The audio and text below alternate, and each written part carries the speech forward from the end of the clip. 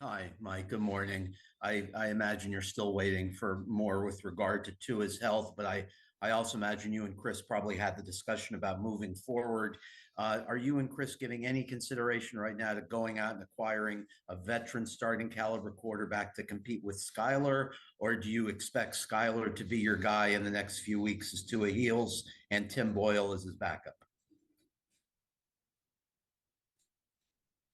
Yeah, the that started uh late last night, and I think the way to the best articulate where we're at is, you know, the team and the organization are very confident in Skylar, and see, there was a reason he was our backup quarterback.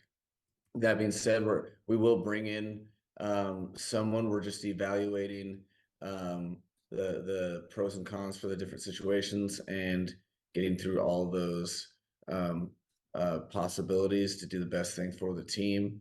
But as it stands today, I'm expecting that Skylar is the next man up. Thank you. Adam Beasley. Hey, Mike, you didn't have obviously a ton of information at the time. And again, I'm sure there's a ton of imaging you go through now. Was it in the moment, did it seem as bad as maybe some of his past concussions, or is there a reason for optimism that this might not be as bad as some of the ones in the past? Well, realistically, like for me, first and foremost, like I'm not assessing uh the injury through the lens of like, all right, so what does this mean for him playing?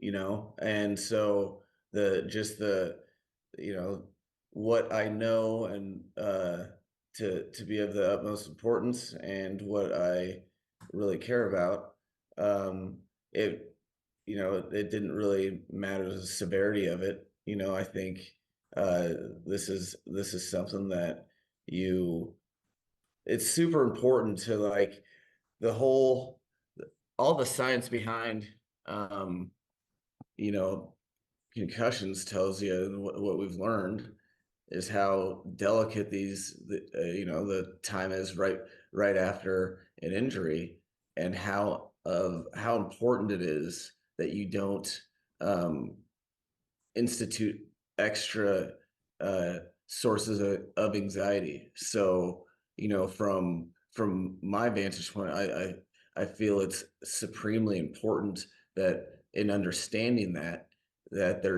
I'm not giving off any sort of vibes. I'm not trying to even look at, okay, well, how serious is this relative to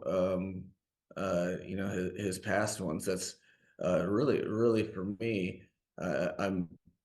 I know the facts are that it's important that he gets healthy day by day.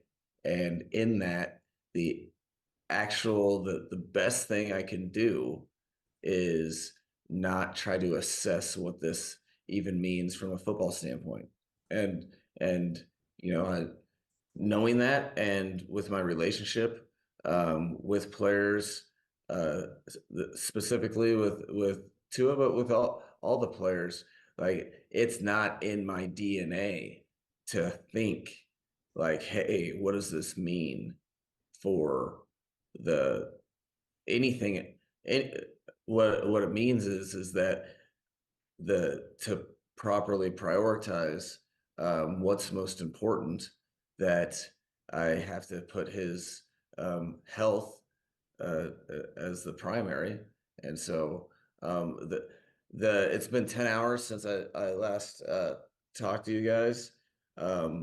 It's not in the for me, the I absolutely positively will not do anything to make anything worse or hurt, our any one of our players, specifically, guys that are in concussion protocols. So the ironically, I think there's a lot of people that have vested interest in the Miami Dolphins, and there's a lot of fans and there's a lot of people that want to support, but the quite literally question, questioning timelines, um, that gives forth anxiety. Trying to meet them, trying to assess what this means for playing. I mean, this is heavy stuff that you have to be diligent and deliberate in, coaching up, to hey, your job is to be a dad and to communicate daily, and we'll have daily assessments with experts in the field and handle that. And that is the only thing that matters, because you don't make matters worse by trying to. He would be able to feel if I was trying to vibe out and diminishing what this was based upon some symptoms. So I like literally I understand it completely, and it's not like I it's not like I would have thought any other way until I was in a position of, finding out information on what's best for players in this situation. But talking about or having any sort of assumptions or planning, like I I have no idea, um, and nor should I, and I don't want to, because I want him to be healthy. And the best way to get um, your the best way to be as healthy as fast as possible is to not focus on anything but being present for him, um, with Ace and Maisie and Anna, and that's it. Yeah, and I'm sorry that I know there's a long line of people waiting to ask questions, but I wasn't asking it from a football standpoint. There were a ton of players that had an outpouring of concern for him, and so Absolutely. I was just wondering if from a Oh, from a human aspect, if you guys are super concerned about where he is right now. well, thank you for qualifying that. Yeah, and I wasn't. I there's uh my energy is coming from my supreme care and concern for him, and quite honestly, it's probably misguided that I wasn't projecting the energy out on you.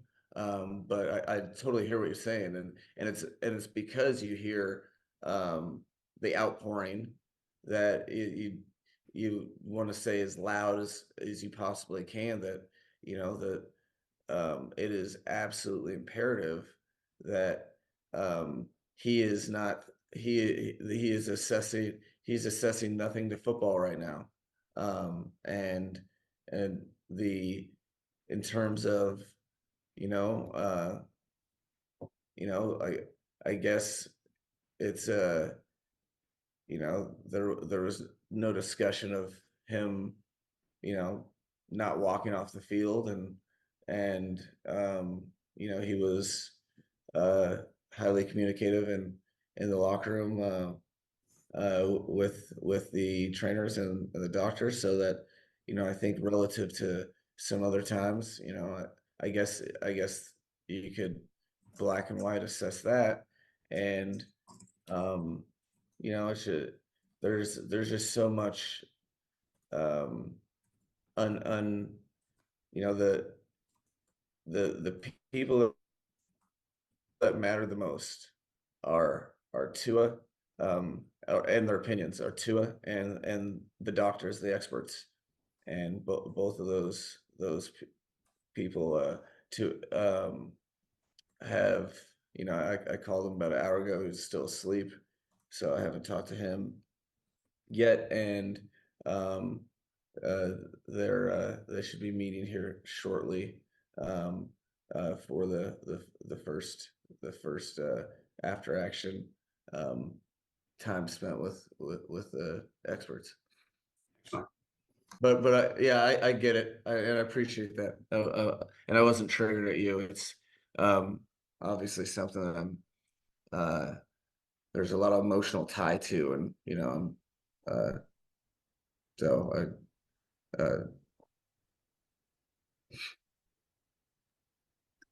David Peronis. Hi, Mike. Hey, I know man. your thoughts first and foremost are with Tua's health, and these bigger picture conversations are in the future if they occur at all. But knowing Tua for both the family man that he is, but also the competitor he is, and knowing his family dynamic and those conversations that are sure to take place, how realistic do you envision retirement consideration being for him? I think it would be. I think it would be um, so wrong of me to even sniff that subject, and it's more in line of actually caring about the human being, and that's something that entirely you're talking about his career, right?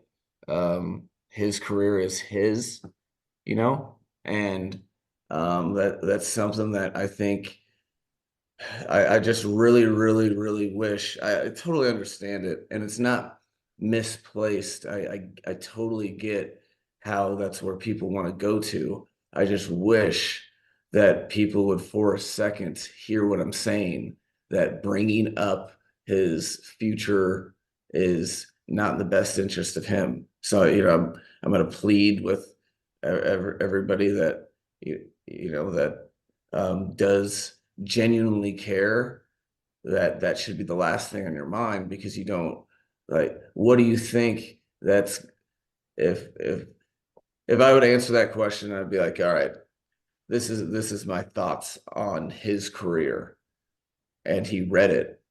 um if he agreed with it or he disagreed with it, either way I've just made him worse.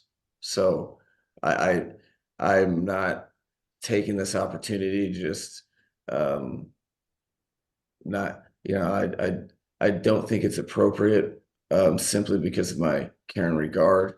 And I don't think those types of conversations, when you're talking about somebody's career, I think it probably is only fair that their career should be decided by them, you know. And if I could follow up, Guardian caps are now allowed to be worn in games. Will you urge Tua to wear a Guardian cap when he returns? I think specifically, if I think just in general, the the second people are telling telling me directly how much this, that, or the other would specifically benefit a particular individual. Like when that conversation comes up, I'll absolutely do whatever I can to follow up with uh, things specific to individuals that could help them moving forward. So, I think those types of things, um, you know, are far away from me and from my standpoint, but that hasn't necessarily come up. Uh, this being the first year that they're able to wear them, but I'm open minded to absolutely everything to help players. Thank you. Omar Kelly. Good morning, Mike. I wanted to ask you, I know we're basically addressing Tua and his health, but I wanted to check on Teron Armstead. What's his status? How serious was the injury? Could he have gone back in the game? And also, I'm curious, why not Patrick Paul in that situation? I think there was a classic Armstead moment where, I think he was battling, and to the point that he he he could have, uh if we would have allowed his competitive nature to kind of overtake the process, I could see where he would go back in the game in a situation if he was fighting for it. However, he knew something was wrong. I think so far, with the information, You know, I'm optimistic that, you know, it will be something where he'll be playing here, you know, sooner than later. But realistically, I don't totally know, besides the fact that it doesn't look like it's a you know, the worst case scenario where you're worried about the season and stuff. It's not in that realm. So we'll get more information here today. And with regard to Patrick Paul, you know, I think he's he's definitely capable. I think that you have to take into account, and in certain situations, or if it was a different opponent in a different situation, you know, I think I would have been more open-minded to that. You know, in that situation, I think when you are uh, coming off the bench as a rookie for the first time, uh, you know, in a division game where there's a lot of uh, there's a there's a lot of frustration based upon like how we were coming into the game as a team with our expectations and then what was happening. You know, I get fearful, if I can help it, from setting people up um, in positions of failure. And what do I mean by that? Is like you don't, you know, I think teammates feel, you know, inevitably in football you have good plays and bad plays, but in games like that, if it's your first taste, you know, I just don't like to. I try to avoid. You know, guys getting their first burn in the regular season in situations where in a situation like that, I guess. So that was the decision behind that. It was definitely considered, but you know, I just thought it was best to go the direction we did with the experience and the productivity that Kendall's given and whatnot. So Thank you. absolutely. Tim Reynolds. Good morning, Mike. Morning. So you've touched on a lot of this, but I mean, you've never hidden that you and Tua have a very unique, special, close relationship. Again, you've addressed part of it, but I'm just curious from that within that realm, that space that you and Tua share, how difficult is it for you to do Dolphins football coaching stuff today, when I'm sure that so much of your mind is consumed on just concern for him? Yeah, I would say it's fair to say that that's very difficult. However, you know, I also take my responsibility uh, extremely serious. I regard it. I think about all the all the people that are counting on me to do hard things. It's not lost on me. Really, none of it's lost on me, and the motivation to press through difficult times. You know, when, you know, shoot, I I hate when you guys you know, I hate when our I hate disappointing our local sports writers and seeing people you know, dejected after the game. I hate fans that spend all this money to go to these games and have all the expectations. Um, that's your guys' experience, fans' experience, players. It doesn't end. That's not lost on me. So when I tell you that, like, absolutely, it's very tough. At the same time, there's not a moment that goes by that I don't that I don't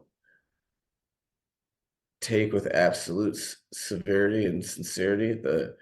how many people are counting on me to, in this job, honestly, a lot of people can do this job when things are going awesome.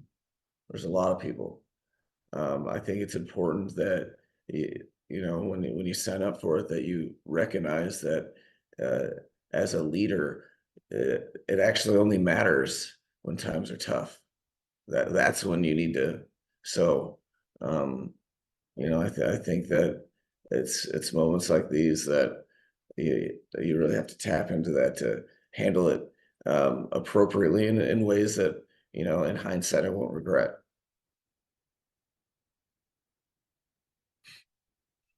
Hal, Hi, Mike. A couple of, I guess you would call housekeeping questions.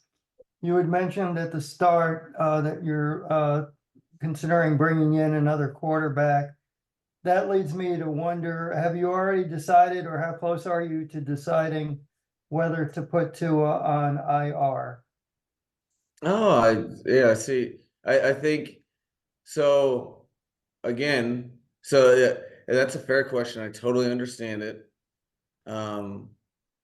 That I literally will not know any sort of anything either way, because again, that would be so that for just knowing that's how we're operating, as though we know nothing because we don't, you know.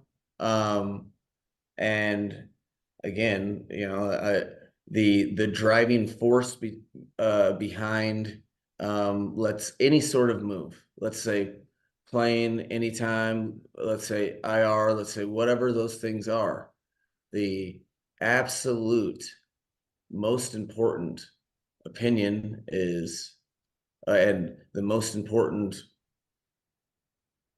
person in this whole equation is Tua. His opinion and what he wants to do with his life and his career, coupled with the experts in neuroscience. Those are the driving forces behind those actions. So I'm not hiding anything. I'm being as transparent as I absolutely could. I have zero idea what any sort of timeline is. And I'm not, I'm actually extremely motivated to be in the gray, because I'm extremely motivated to do right by, the person that we're talking about. So, we'll, that's not an ideal way to do business necessarily, but this is more than business, so we're operating as though we just have to operate in the unknown and be prepared for every situation, and that's all I want to do, or we should do, just because I'm not gonna rush to judgment way prematurely. I here I'll even throw this out. The only two opinions that really matter, that are the absolute driving force for what we're doing at that position, Tua and the doctors. I don't know. I don't have any information from them. Me, myself, if I'm a betting man, I'm guessing that those two people, I don't see how he would play in the next game. I don't see it. But who am I to know or judge? But I think it's a fair assessment to be prepared to have three quarterbacks on our roster for the next game, that we'll need to add one for that game. But again, I have no idea and I am not going to all of a sudden start making decisions that aren't in. I don't even see myself, involved in the most important parts of those. This is we are literally all I'm telling Tua is everyone is counting on you to be a dad and be a dad this weekend. And then we'll move from there. So there won't be any talk about where we're going in that regard, and how long he'll, when none of that will happen without, doctor's expertise and, the actual player. Okay, understood. Thank you. Yeah. No, and again, guys, I totally appreciate it. It's not lost on me. I'm not trying to villainize. It's more of like I've just learned this stuff, and so I'm not trying to hold any cards or anything. But it is very, very important that there aren't added anxiety pushed onto him right now. He just needs to be. All right, we'll have two last questions. Sal first, and then close out with Jesse Kirsch.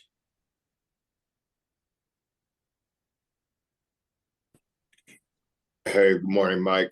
Morning. I'm curious what I can imagine the answer to this question, but what have the last 10 hours been like for you? Like, were you able to get home at a somewhat reasonable hour considering the time the game ended? Have you been able to sleep? But what can you walk us through what the last 10 hours have been like for you? It's that's an interesting question. Just I hadn't thought about me really. Yeah, it hasn't been there's just been a lot of thought. And you get home at like after I get to enjoy your guys' company in a press conference. I think it was like 1:30 or something. And you're just there's just a lot of people's journey to bear. There's a lot of, especially when I look back to to pregame and seeing my daughter on the field, and and her wishing me good luck and whatnot. There's a lot of people didn't see it coming, and then at the same time, this is something that that is there's just a lot to digest, fully knowing that there's NFL opportunities aplenty, and who needs what, and mine hasn't really stopped. Got a little sleep, and hopefully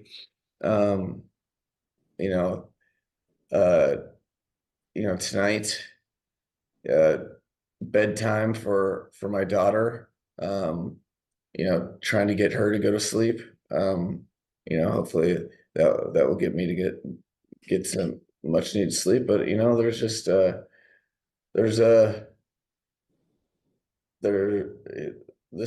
this stuff like this, losses are tough. The ones that you really built yourself up to try to get done, and when you lose in a surprising manner, that's really tough. When you don't give yourself a chance because of turnover differential, that's really tough. And then you have your heart completely involved, with a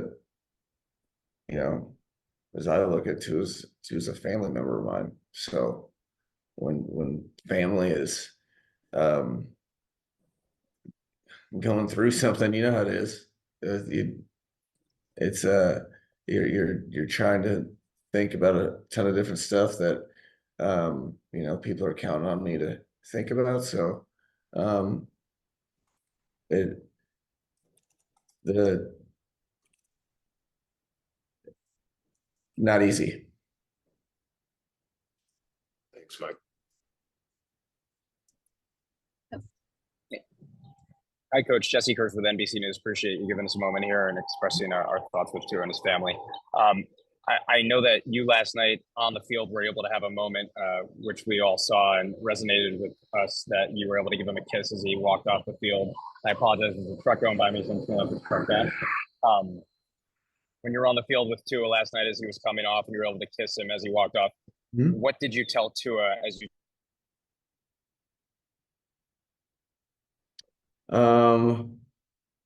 I said, you're,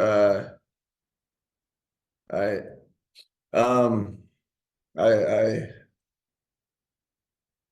yeah. I told him he's the starting quarterback of his family, and that to go in the locker room, take a deep breath, and I'll see you soon. Thank you, Coach. All right. Thank you very much, everyone. That's all the time we have for today. Thank you, guys.